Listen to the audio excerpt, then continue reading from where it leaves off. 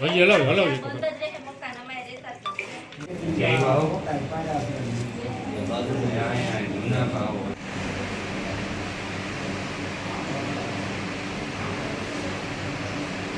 જામનગર મહાનગરપાલિકા આરોગ્ય શાખા દ્વારા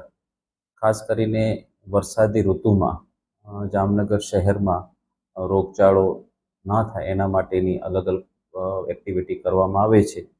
તો અમારી ટોટલ 292 જેટલા આરોગ્યની ટીમ દ્વારા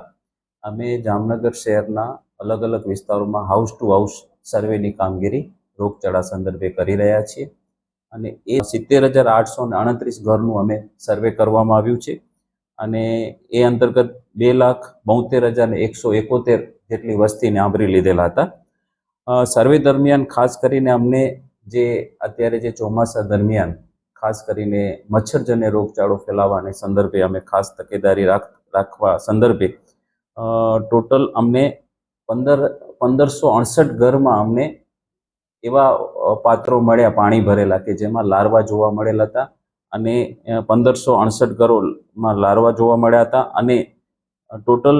39,442 ઘરોમાં એબેટ નામની દવા નાખવામાં આવેલી હતી અને 1,674 એવા પાત્રો હતા કે જેને અમે ખાલી સ્થળ ઉપર ખાલી કરાવી અને એ સોર્સનું અમે રિડક્શન કરવામાં આવેલું હતું અને ટોટલ 27 જેટલી એવી સાઇટ હતી કે જે ઘરની બહાર મોટા જે પાણી ભરેલા હોય એમાં અમારા પંપ દ્વારા અમે એમાં દવા છંટકાવ કર્યો.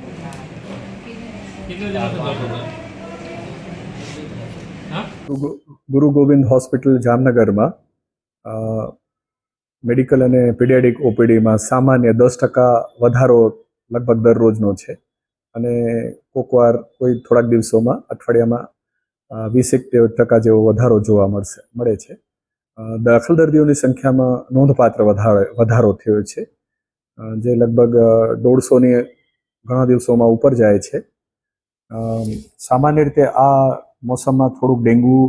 ટાઇફોઇડ અને મલેરિયાનો કેસીસ જોવા મળી રહ્યા છે જેમાં તાવને આવતું હોય અને આપણા દવાખાનામાં બધી સુવિધાઓ સારવારની ઉપલબ્ધ છે અને બધા દર્દીઓ પોતાનો મચ્છરોથી બચવાનો પ્રયત્ન કરે, વરસાદમાં પાણીનું ઉકાળીને પીવે એવું ધ્યાન રાખે. આપણે હાલ સુધી જોઈએ તો ડેન્ગ્યુમાં લગભગ 29 કેસીસ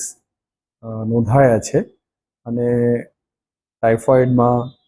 86 જેવા કેસીસ નોંધાયા છે અને મલેરિયાના 3 કેસીસ આ મહિનામાં નોંધાયા છે.